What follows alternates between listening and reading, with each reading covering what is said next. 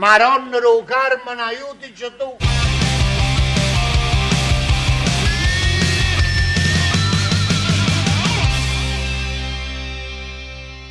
And benvenuti, fellas and bellas all over the world. Welcome to another episode of the Napoli Rant. I am Raff Bizz, joined by my co-host, the vicar of Vesuvius, Raffa Rispo. What's up, Raff Bizzarro? Come stai oggi?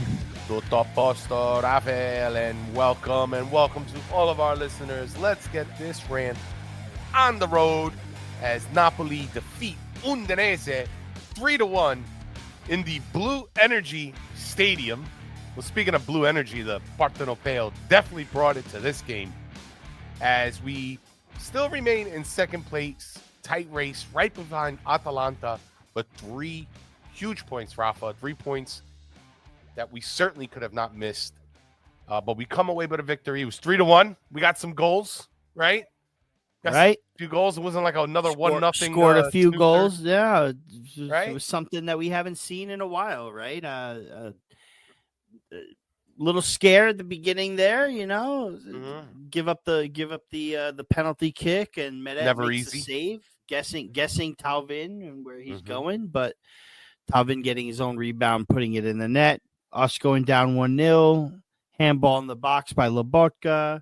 Everyone's panicking. Everything is crazy. What are we doing in the summer? What are we doing in the winter? Blah. We're going to get relegated. We're going to... Raffa Rispo once again comes in saying, stai calma tutti, stai calma. We're going to win this game. And what happens?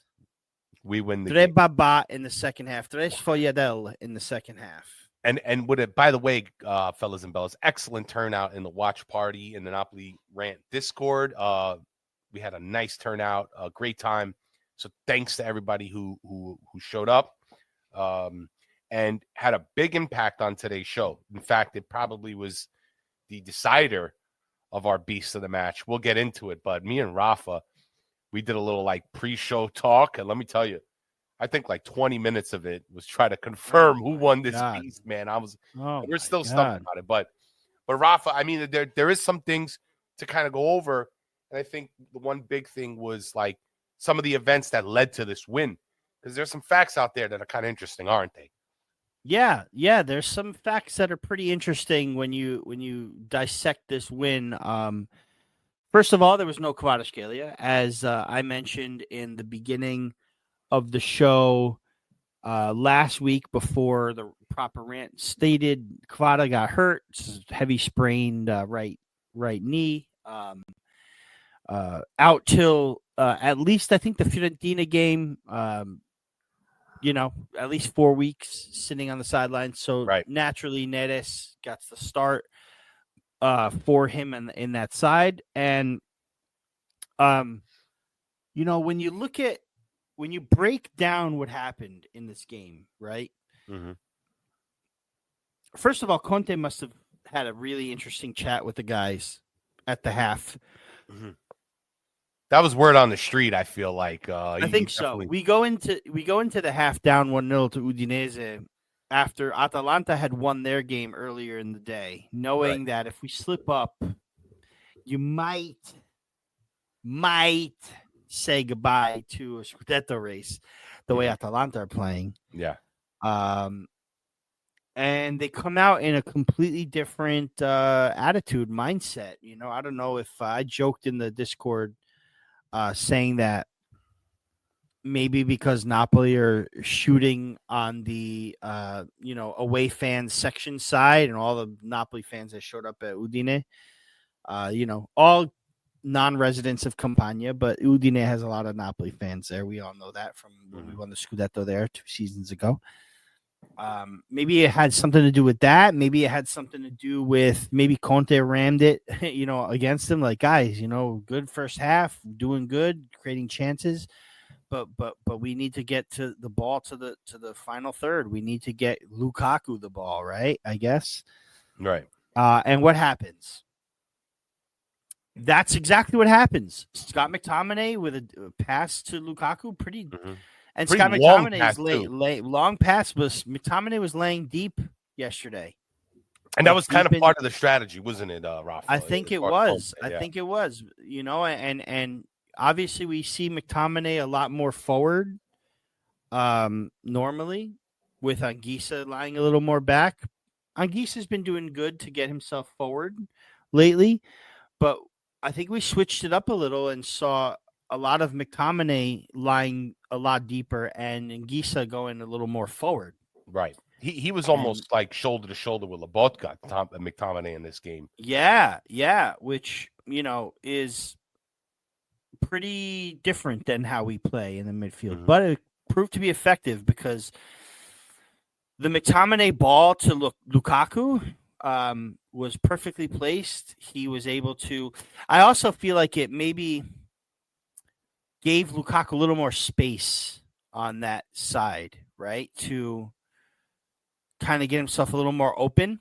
Mm-hmm. He received the ball and was able to power, I think it was Giannetti, power him. Yeah, typical Lukaku goal, Right. He threaded right between the defensemen, and Lukaku one-on-one is pretty much money. You know what I mean? That guy's throwing you out the way. Yeah, no matter the faults of the season, 6 goals and 4 assists in Serie A. You're accounting for almost half of the goals. That Napoli have scored this season are from Lukaku somehow, right? So no matter the touches he's getting, which it was low again yesterday, 17 touches, very, very low. Right. But no matter how much we feel he's needed to improve a little more, he's still coming through with the numbers. And I feel like that's what happened last season with Roma too. And he's definitely not the same Lukaku from when Conte had him at Inter, but he's still coming through. So he gets the equalizer through McTominay's ball. Mm-hmm. And then that man on the left, David Neres, creating and producing that second goal, the go-ahead goal. It was an own goal by Giannetti, actually. Mm-hmm. But it's the effort, I think, that we're applauding here. I mean, he literally started outside the box from the left, juked his 2-3 defenders, kept running, gets to the middle, takes a shot, blocked, gets the rebound, shoots it again. I mean, sometimes, a little bit of luck, you create your own luck sometimes, and a little bit of it can go a long way. And in this case, it he produced his own goal, but he produced that. He produced it himself. He did it all by himself. Right. And it's something that I wish Kvara would kind of get back, is that killer instinct, that energy, that you saw from Neres used to be what Kvara could do. And now you got 2 guys on Kvara, but you know what? Neres is also becoming someone that is being very watched, by the rest of the league, and that's going to happen to him. But the explosivity of Neres is what we're missing from Kvara, and hopefully later on in the show, we'll get to maybe a solution that has come. But as far as we're talking about right now with the match 2-1 from that Neres play and the own goal, and then to top it all off, a few subs are made, right? Now, again, though, Conte waiting for making us wait for these substitutions, something that I am not very keen of. I think Conte needs to manage the game a little better. But at this point in the game, now we're up 2-1. So now let's make the changes, right? I mean, Simeone comes in for Lukaku right away. In the 80th minute, is pretty much as soon as the own goal comes in, Right. And then 1 minute later, Simeone is providing an assist to Anguissa. And that also could be the effect of, McTominay sitting back and allowing Simeone to come back. Because let's think about it like this, right?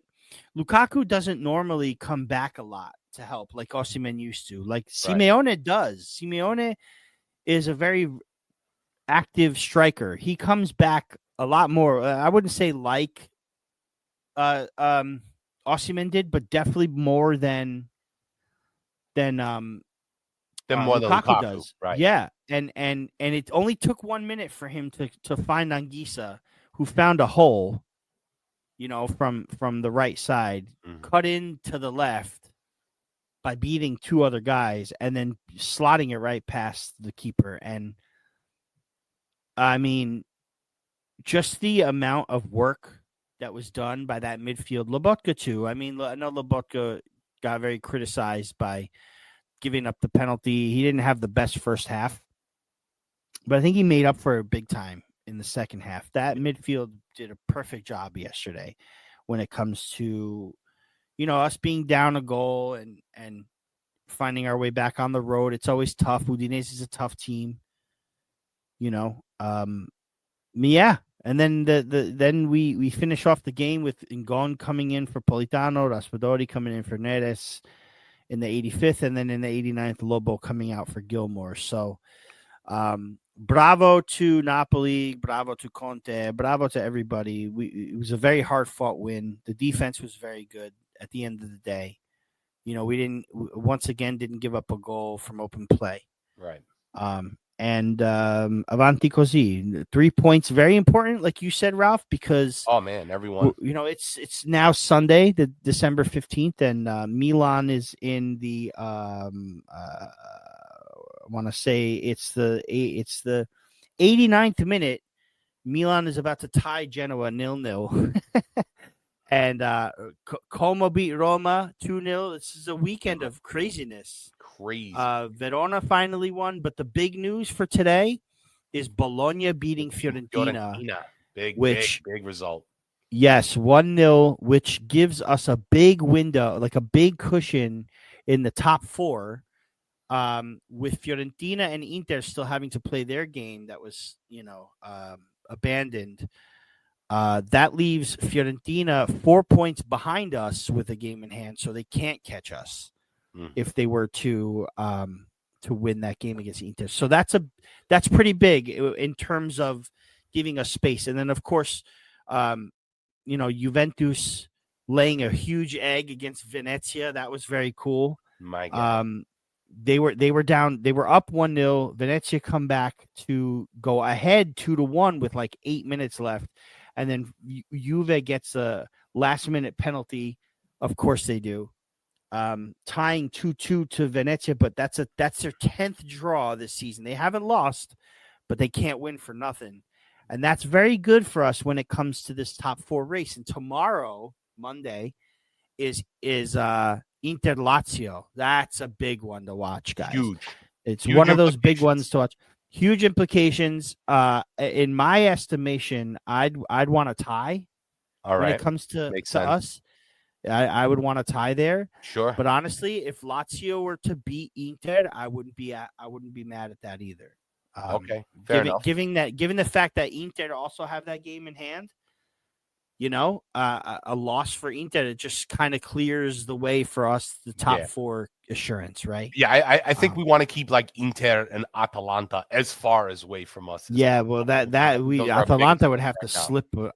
Atalanta would have to slip on a banana peel, man. Well, I know, but I mean, we'll listen. And at this point, Raffa, no pun intended, every point counts, right? I mean, whether it's 1 point or 2 points or 3, every point counts, whether a team loses one or gains one. So, yeah. They have a tough road coming to Atalanta, in the aspect of, the congested fixture list. They play Cesena on Wednesday in the Coppa Italia. Then they got Empoli after that. And so Wednesday, Cesena, Coppa Italia. Sunday, Empoli, Serie A. Then next Sunday, it's Lazio. Then it's Supercoppa. That's a possible 2 games, right? Because now Supercoppa is a semifinal and a final. So they play Inter in the Supercoppa in Dubai, or no, is that Doha? Where is that? Oh, Kingdom Arena is what? Saudi? Oh, it's Saudi Arabia, right? Mm-hmm. So not only do Atalanta play Coppa, then Serie A, then they have to play Lazio on the 28th in Rome. And then they travel to Saudi Arabia on the 2nd to play against Inter in the Supercoppa semifinal. If they win that, they play either Juve or who is it? Juve or Milan in a final. Then they have to come back to play Udinese on the 11th in Udine, right? Mhm. Then it's Atalanta. Then it's Juventus home, Napoli away. And then a few days after Napoli away, they have Champions League, which now they kind of have to win their game. It's against Sturm Graz, so they'll probably destroy them. Yeah. But they have to win that game in order to stay in a contention for a top 8 spot because they want to get that bye. Gotcha. So I'm telling you, the fact that Napoli has one game left and Atalanta are still going to be playing all these games, and they got to travel now for the Supercoppa, and they got to this, they're going to falter somewhere. Then they have Como, and then they finish their Champions League out against Barcelona. Like, wow, it's not easy. It's not going to be an easy January for Atalanta. Meanwhile, Napoli are one game a week. Mm-hmm. So, mm-hmm.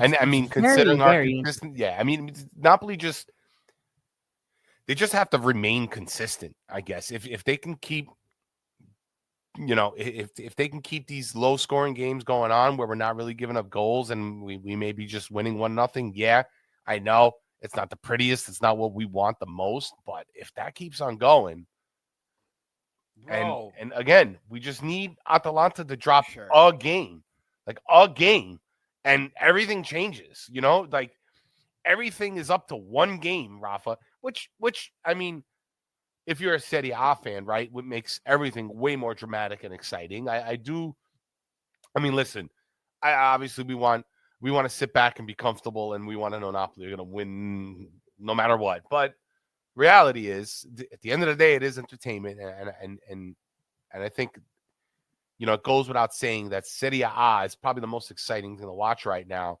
Because, I mean, these standings can completely change from week in and week out. So, at the very least, there's a lot of drama that goes behind it, and I think overall it's good for every fan base. But, it's nail-biting, Raffa. It's nail-biting. I want you to listen to Atalanta's fixture list in March, okay? March into April. You ready for everybody this? listening, guys? Everybody be March quiet. Into April. Now, listen, I know Napoli have a few tough games. Napoli have a few tough games too. It's fine. But again, one game a week. Let's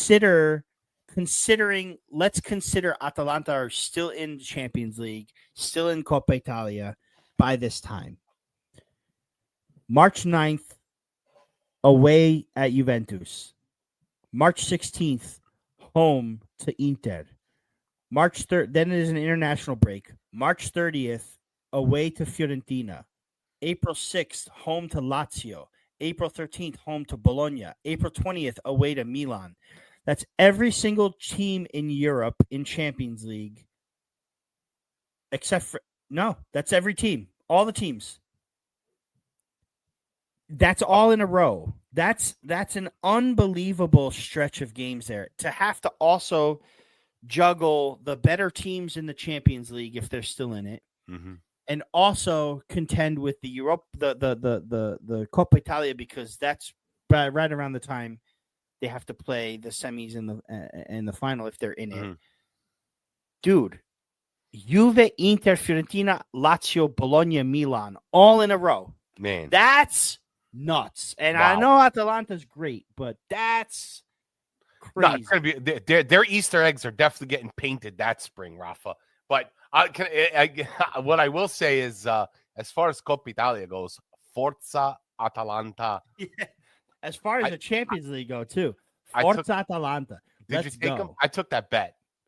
You took the Coppa Italia bet. I took the Coppa Italia bet. I would have too, man. What was that? A plus what? Plus 900. I was like, for them to win Coppa Italia? For them to win Coppa. I was like, well, I mean, I know anything can happen, but that's a good. But the bet. odds for that. The odds are a lot lower. Yeah, I know the odds are odd. But I was like, it's odd because I'll take. I mean, if you think about it, if they're still in first, or if they're still around the top, and if they're still in the Champions League, if something's going to suffer, it would be that tournament, obviously. But I don't know. I feel like this is That's a very good bet to make. Plus It's 900. because they got what Vincenza or something like that. The next No, Cesena coming up. Cesena, Vincenza. I'm thinking of my mother. Cesena, and then if they win that, they have Bologna, which I know is no pushover, but still, like, it's doable. You know, all the strong teams are kind of like on the other side of the, you know, are the teams that they'll likely meet in the final. But Right. I just think for those odds, Raffa, it was a good bet to take, so I took it. And for all those out there, don't forget we got Napoli Rant bets, so it's a place that we can kind of like go back and forth with calls, guys. It's just another cool feature. We talked about adding some things, maybe doing some type of cooperative, some type of collective. We'll figure it out, but more reason to join the chat. We had the watch party. We got great debate going on. We got the rant bets, people putting out their calls. I mean, it's just been it's just growing the community. It's been amazing. So, yeah, guys, keep out for that, man. Get in the fucking Discord, guys. What are you waiting for? Get in. Best chat ever. Leave your WhatsApp chat. Just leave it. It's definitely not better than ours. The Discord is what's up. I was lucky to be able to, very lucky. I had a few cancellations at work. So I was very lucky to be able to join the watch party, and that was a lot of fun. I told you, Ralph, the only thing that I don't like about watch parties is someone somewhere is always ahead of you, and then spoils it a little. So there were times where I was taking off the headphone to make sure I didn't get spoiled, but that's okay. That's okay. I feel like the guys that were on there did their best to temper their excitement. Yeah, when it's something happened, it was It's something I think we should all, if you come into the watch party, I think everybody should make an effort to figure out who is the latest like person. You know what I mean? Like who's behind the furthest in the game. And everybody make a pact to like just kind of temper their either that or throw themselves on mute if there's a goal, and wait till they hear that person cheer to like come back in. We gotta find out who's lagging the most. Who's cheering until that person cheers. Either that or if we all decide to stay in for the whole game, so everybody kind of try to sync each other up, sync up with the time, which is difficult. I wish there was a way to kind of like put the Discord screen on your regular TV, because I would just put it right into the watch party and we can all watch the same one. We'll figure it out, guys. We're just the kinks to work out, but it's still a good time. So be sure to get. Well, we may also get flagged for piracy if that's we don't want to do that. No, I can do it. It's a private thing. Private, right? Private. Yeah, maybe we could do that. Yeah, private. Never know. City, I might be listening. Anyway, guys, let's get into our. We're all subscribers. We're all subscribers, City. Don't worry about it. We're all subscribers. We're all subscribers. We paid for it. Beast of the match. Guys, I mean, this was about like that. About that. I think ultimately me and Raffa were going back and forth pre-show, because we just didn't know who to pick. There was just so many factors to this game that led to the win that we wanted to we were really careful this time, guys. I want you to know that, because there was a lot of good shouts, but we were really careful this time to make this final decision, because like we wanted to get it right, because it was a big win. We saw some performances from the back, in the middle. I mean, we had a phenomenal performance in the midfield. Honestly, if we were picking sections of the field for Beast, I mean, I think the midfield won it hands down. We saw excellent play from Oliveira, which our boy Salazar called out in the watch party. He brought that to our attention, and you know what? He convinced us, and like Salazar was right. It was such a quiet performance, but very. But very noticeable, noticeable. Once Salazar brought it up, it was like, you know what, you're right, man. A lot of things are coming through. Right? Yeah. Right. I mean, Lobotka, I know, but McTominay had Anguissa. I mean, Anguissa killing it, guys. guys, and Greece is killing it out there. I mean, Conte brought this man back to life. We saw, from David Neres, and it was just so hard to pick. But we made our even looking at the statistics too, right, Raff? we went back to the statistics. Medet even had it. Medet got freaking man of the match on FootMob. Right. The penalty save might have had something to do with it because it still gets recorded as a penalty save, even though the rebound went back to Dalvin and he scored it. But he had the most accurate he's the most accurate passer of anybody that played 45 minutes and more. Which gained him a high rating, and he did pretty well when it comes to that. So it's very one of those games where anybody could have got it, but I think the obvious prevailed, Ralph. So, without further ado, let's get a drum roll, please.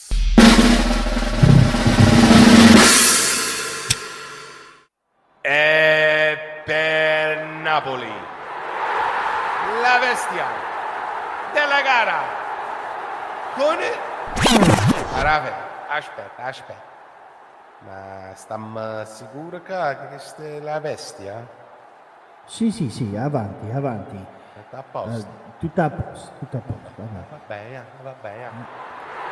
La bestia della gara con il numero 7, Davide Neres. David Neres, guys. Man. Oh, man. Listen, Hey, man, David Neres. Man. I'm not gonna do and what everybody thinks I'm gonna do, man. Freak out, man. Hey, man, David Neres, man. David Neres, he's a stoner if I've ever seen one. Until that he Neres hits that pitch, push. dude. That Neres push. Dude. That's sour Davide. Sour Davide. Oh, man, I love it. Neres Kush. The sour sette. Sour sette. Sette sour, we should call it. Sette sour. I gotta mute myself and cough. Hold on here. Cough because I'm sick, not Go because ahead, you mute yourself. I'll keep it going. David Neres, man. And then his celebration was really odd, right? What was that flying? That was like a Brazilian parrot bird from the rainforest or something, man. I don't know. It was funny. Amazon. Vic from SEC, the Nigeria fan club was like, yes. So he was doing samba, and I'm like, I don't think that was samba, man. That's not samba. That's a no. That was definitely like Brazilian pigeon or something. You know who I have to ask? I have to ask my brother-in-law what that was. Either way, it was very bird-like for sure. Does that mean he was? Well, high? Listen. Yeah, maybe he's flying high. Maybe flying that's high. Maybe that's it. Yeah. During recording, I'm texting my brother-in-law to ask him what that was. Okay. But I'll tell you what, man. Neres, for me, it was 100% deserved. He came in for Kvara. He performed. He moved the ball up. That goal that was scored, the own goal that he produced, just was one of the most beastiest things I've seen all year. And he did what he had to do. He connected a lot of passes. He made a lot of things happen on that side. Just a lot of the spark that we seem to be missing from Kvaratskhelia came from Neres. Don't ask me how FootMob gave him only a 6.8. The way they do their ratings, man, I don't know. Is it even a thing? Like, should we even consider moving to another a platform? Because these ratings are starting to kill me. 6.8 for Neres. Yet he hits the most completed dribbles in the match with 6 and won the most duels in the match with 8. He only gets an 8.6. How? Guy created the goal by himself. I don't understand. Anyway, touches in the opposition box, 12. 6 of 8 successful dribbles. That's another stat that that caught the eye of the statisticians, and I'll get to that in a second. But he won half the duels on the ground. Maybe that lost some points. He only was a 50%. Yeah. He was dispossessed 6 times. That could have done it too. I don't know. I guess when you look at all the metrics, maybe he lost points there. But in my opinion, it was the hustle, the creativity, the extra step, the extra oomph. Mhm. Obviously, the winning of the duels. But the dribbles too. The dribbles, 6 dribbles of 8. And I want to bring up a thing that I noticed when it comes to Neres and the dribbles. He completed 6 dribbles in the match against Udinese. The last Napoli player to succeed in Serie A was Kvara on April 28th against Roma. The game that was that the game we went to? No, that wasn't the game we went to because that was the last game. That was last season. Okay. Right. April 28th, 2024. So it was this past season.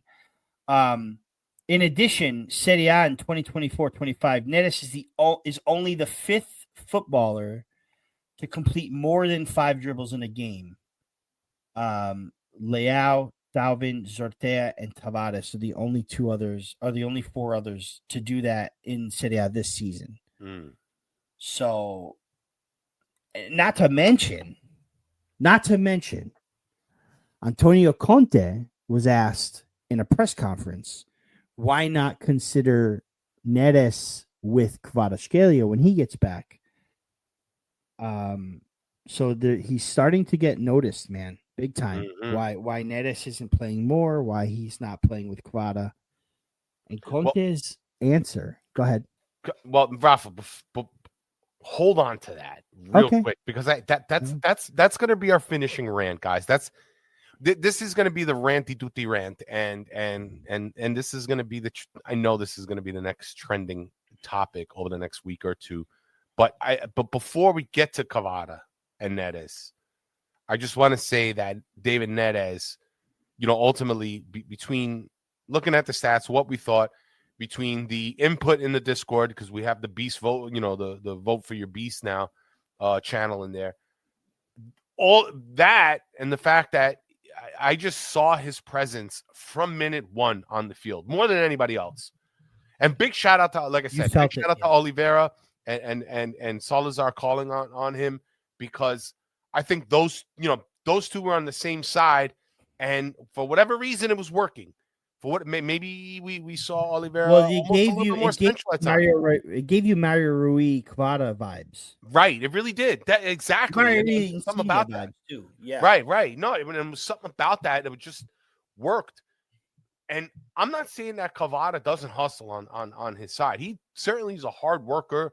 I think he contributes more on defense at times than Neres does, because that's what we know is one of the issues that Conte was having.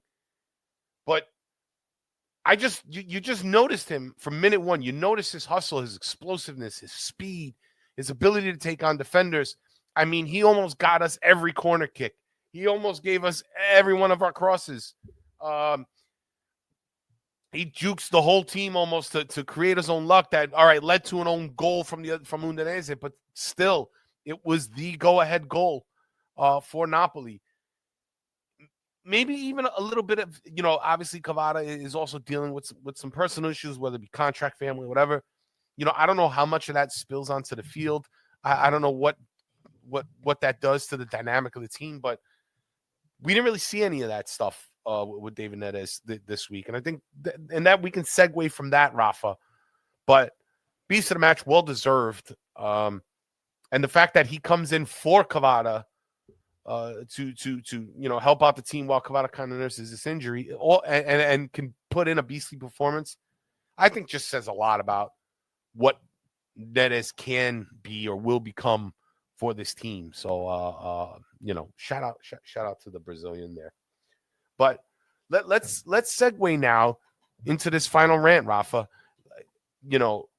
And I want you to continue with what Conte said, because there is news. So let's start with the news, and then we'll take it from there. Latest reports are that Napoli and Kvara probably have found some middle ground in regards to contract. And the deal is, according to papers, according to the journals, that they have settled on $6 million in salaries for Kvara plus bonuses, probably performance game bonuses. I'm not sure how much, and a transfer fee of $80 million. Now, if we know anything from what we saw towards the beginning of the season, we knew that the numbers on the table, we knew that Kvara wanted $8 million plus the $80 million for the transfer fee. And, ADL had a problem with that, wanted a little bit higher transfer fee, maybe a little bit less on salary, but somehow they came up with this number, which goes to show the negotiating power of ADL. Now, I'll say this before we get into Kvara and Conte. If you're a fan of Napoli, whether you're Neapolitan or not, or even Italian, doesn't matter. I want you to understand something about Napoli, the city, the people, the culture. We do not take the first price. Napoli is a hustler, huge hustler, right? It's in the bones, it's in the blood, it's in the skin, okay? We hustle, we negotiate. So does ADL. ADL was not giving Kvara top salary plus a lower transfer fee so we can give him up as soon as possible. This guy is signed till 2027. Mind you, he has a 5-year contract. He's making $1.5 million. So either A, you come down a little bit in your salary, or B, you make $1.5 million for the next 2 years because we won't let you go. We'll make you play till the end if we have to. We don't care. We don't care. And guess what? If the fact that you took a $6 million, you add that up for approximately $12 million or whatever it is, maybe I'm off a little bit in my numbers. Either you take a little bit less in your salary, but you're still going to make more overall over the next season or so, or you stick with 1.5 and you end up losing the difference. So to me, everybody was like, listen, give him 7, give him the 8, give him whatever he wants. No. If you don't come into Napoli, anywhere in Napoli, whether it's the team or the city, with that kind of attitude, we're hustlers here. We negotiate. We don't take the first price. We're gonna talk you down. We're gonna try to get the best number. That's what ADL did. And it seems like in this case, Raffa, that everybody got a little bit of what they want. Kvara got the transfer fee they wanted, and his agent got the transfer fee they wanted, and ADL got the salary he wanted to paid. Shake hands. Let's get to work. And I know you had something to say about that, Raffa, regarding the transfer fee and what that can implicate. So I want you to bring it up whenever you want. But guys, if you want anything to do with Napoli, you better understand. You better learn how to negotiate. Whether you're on the streets walking around getting pizza or souvenirs or you're signing huge contracts for the team. This is what we do. This is a part of our culture. So that said, here we are now. Conte saying this. Now we got David Neres. Now we're getting contracts that are about to be signed, Raffa. What are the implications here? In my opinion, and that was very well said, Ralph, by the way. Thank you. Thank you. My opinion is that Kvaratskhelia chose an exit, an eventual exit. Now, whether that means this summer or next, it remains to be seen. All right. But to set an 80 million euro transfer clause, release clause, whatever, to me means he's ready to go. Like you may have mentioned in your rant, Conte wanted him to stay. He agreed to stay. Yeah. Maybe he felt he needed him this season. Maybe he feels he doesn't need him next season. But the 80 million is a clear sign. Okay, I'm ready to go. Because teams are going to gobble that up. Sure. 80 million, Kvaratskhelia, 80 million, absolutely. Especially with the big season in the first year, the not so big season in the second year, and then this year. 80 million, someone's going to sign him big time. I think it's going to be Barcelona. Interesting. At some point. Interesting. Now, it also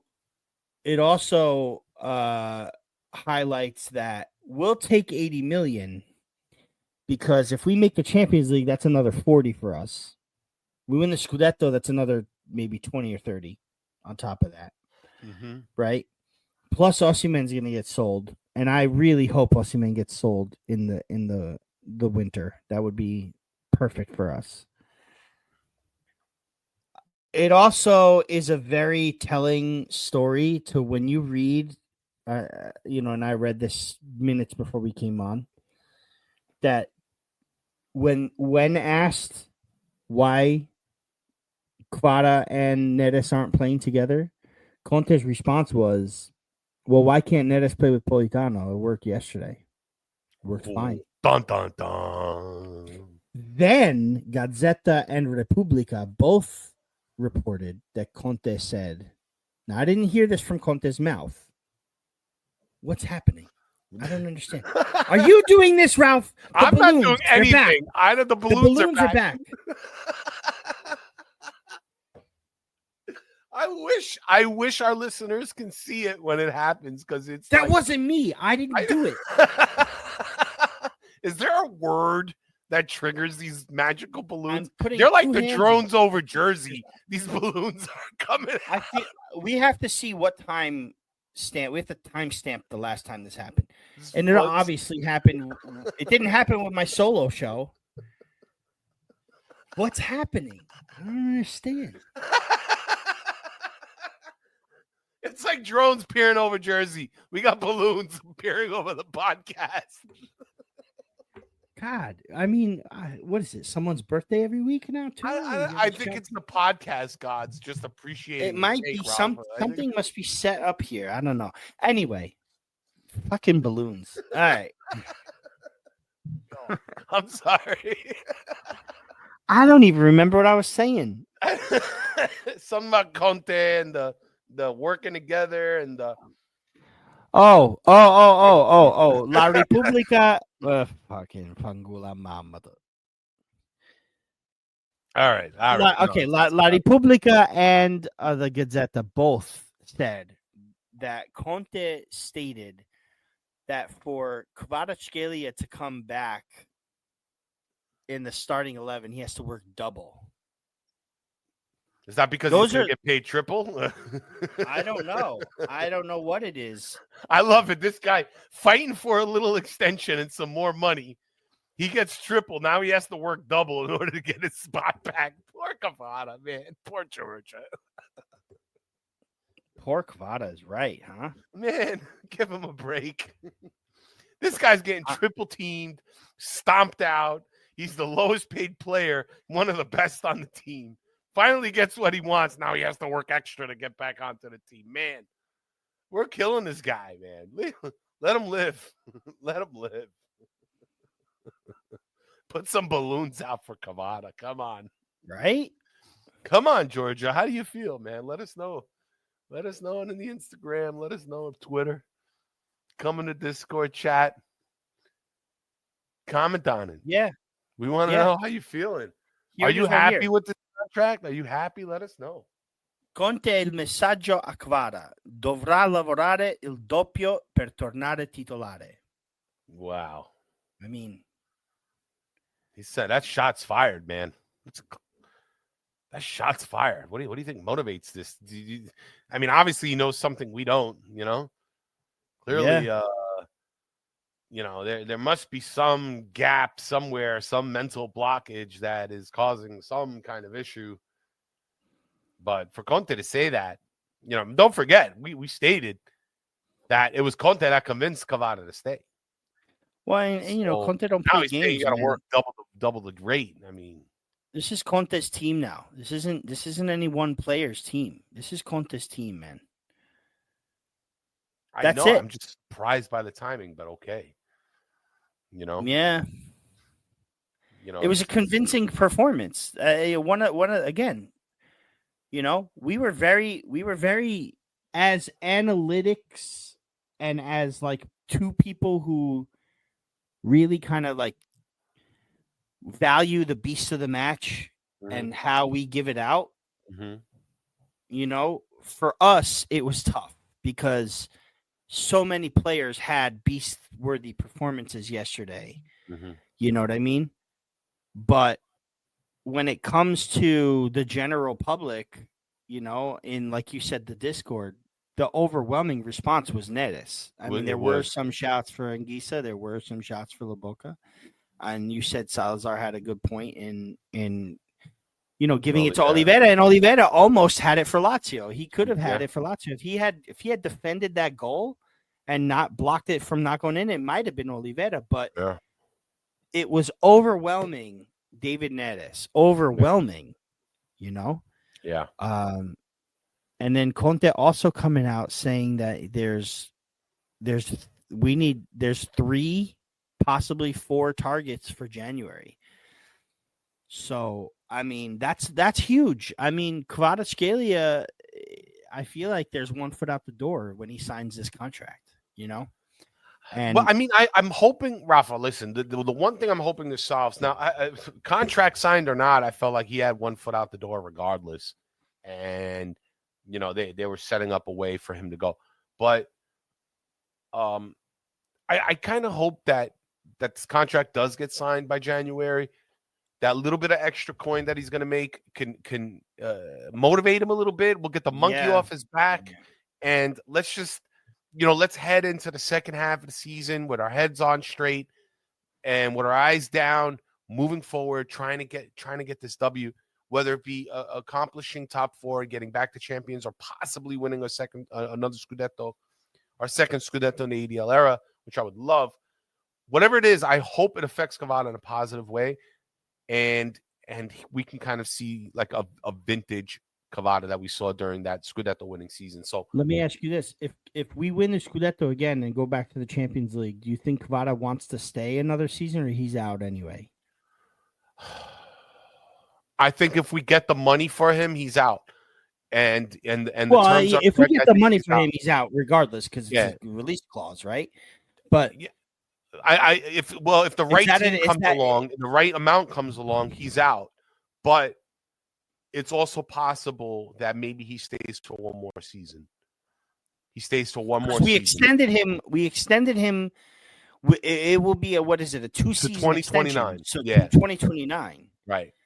Yeah, but we did that with Cavani, and he was gone next season. Gone. Yeah. We remember when it said we came out with the jersey that said 2017 by the summertime after the extension he was out. Yeah. I think I hate to say it, but I think he's one foot out the door. But okay. That doesn't mean he won't stay. That doesn't mean he won't consider staying. No, and that doesn't mean he won't play his very best. So he's got to now. You know what I mean? Yeah. But here's the thing.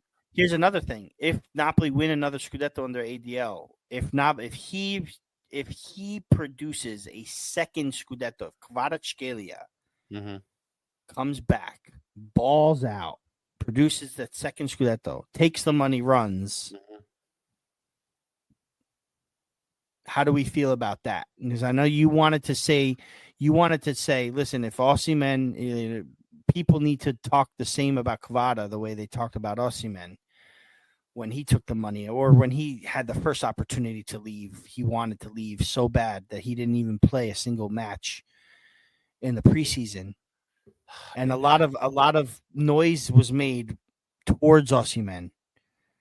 How do you feel about Kvara leaving? But let's just say he gets that second Scudetto. Like, I mean, Maradona got us 2 Scudettos, and right. I know he was forced out, but bounced after 2 Scudetti. Kvara 2 Scudetti in 3 years. Raffa, overall, I don't have a problem with players wanting to leave, because. And I know that sounds like the game today. I mean, it sounds like, I'm avoiding the answer, but really I'm not. I mean, the one that broke my heart the most was Edinson Cavani, because I felt like he could have stayed. At one more season, I would have liked him to stay. I think he could have accomplished something. We weren't going to win a European trophy, but we could have probably contended for a Scudetto one more season with Edinson Cavani. Yeah, especially they had Ibrahimovic, and he could have stayed one more year and then replaced Ibrahimovic after that season. Yeah, he could have. I just felt like Cavani was the prince without a crown, whereas Osimhen, he completed the task, and He he did it with Kvara. And I think those two go down historically as one of the best duos in Napoli history. Mm-hmm. If Kvara were to leave, I'm sad, but I wish him the best, because no matter what, he brought us, he was the MVP of Serie A when Napoli wins their third in his Scudetto. first year. In his first season, in the first Scudetto in the ADL era. So if he resigns, we make champions or even win a Scudetto, and he balls out, yes, I would love to see him for one more season, only because I would think that we would reinforce the team a little bit better, and I think he can make a real positive impact. However, if he does decide to go, if this is just not good enough for you, I would rather you leave now, give us the money, and let us reset for next year, and then you go be happy. Because if you're going to come onto the pitch and you're not going to be in, and you're going to be in your head, and you're not going to be able to perform the way you should be performing, then it's better off you go. And I don't mean that any ill will. I just mean, like, you need to be happy at the end of the day. And everyone needs to be satisfied. Everybody needs to be satisfied. Yeah. So we can give you all the money you want, but if you're not happy on the field, then nothing's going to matter. And we're seeing it now. We're not seeing, despite him having a good performance, we don't see the same Kvara. We don't see that same spirit. He needs to get back that spirit. If he can get it back, if he can find that joy again and put it onto the pitch for the rest of the season, this season, and bring it next season, then yes, I want him to stay. If he can't, hey, man, thanks for everything. You can go. Respectfully, you can go and live out your career, man. And we'll take the money. Bygones be bygones, and we'll just keep moving forward like Napoli always done. Because if we are truly solo la maglia, then it's solo la maglia, guys. That's it. Right. Whoever puts it on is who we're rooting for. And if you gotta leave, you gotta leave. That's just the nature of the game, man. It's very rare to see people staying as long as like Totti did with Roma, or even Koulibaly with Napoli, and Hamsik. Like we're. I mean, man, we were so lucky to have those core guys on our team and be able to see, Mertens, even Insigne, despite that last year being up in the air, but we're so lucky to have players that were able to stay out long. I think part of it goes with transfer fees and all that stuff too. Koulibaly did mention it, but at the end of the day, we got to experience it, and that's great. But that's rare. It's not going to always happen. What we want to see in those 2-3 year cycles is a team that can produce something. And if we can create that for next season, with or without Kvara, at the end of the day, I want Napoli to win. So it's about the name in the front, not the one in the back. True. I like that. Yeah. That's it, guys. Yeah. I got nothing to add to that. I think that was perfect. Yeah. All right. Great show, Raffa, as always.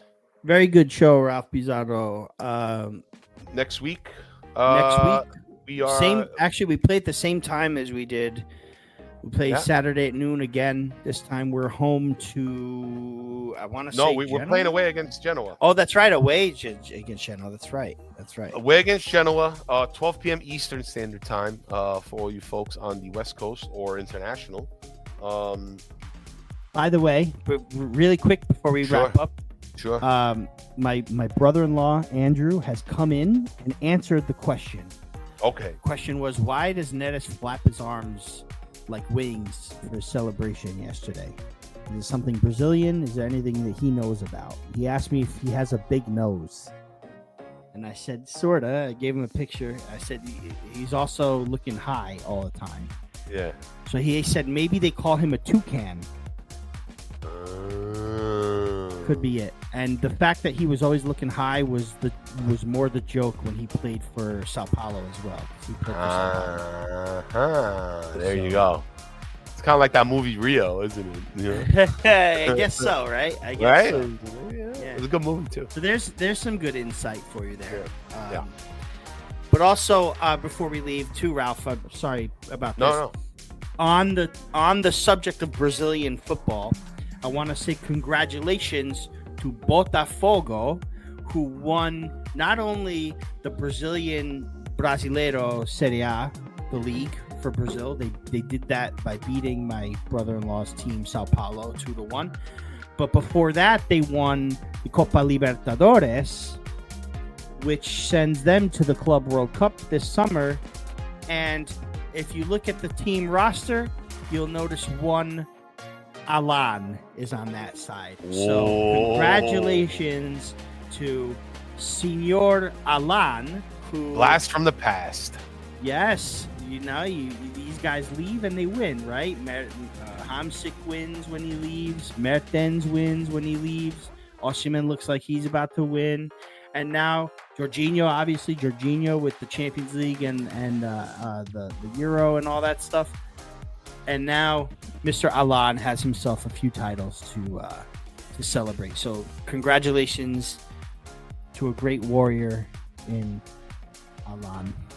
There you go. There you have it, folks. Oi, todo bem. All right. So yeah, we'll see you again next week. Again, Napoli Genoa. But until then, folks, Forza. Get in the Discord. What are you waiting for? Forza Napoli sempre. Ciao, Raff.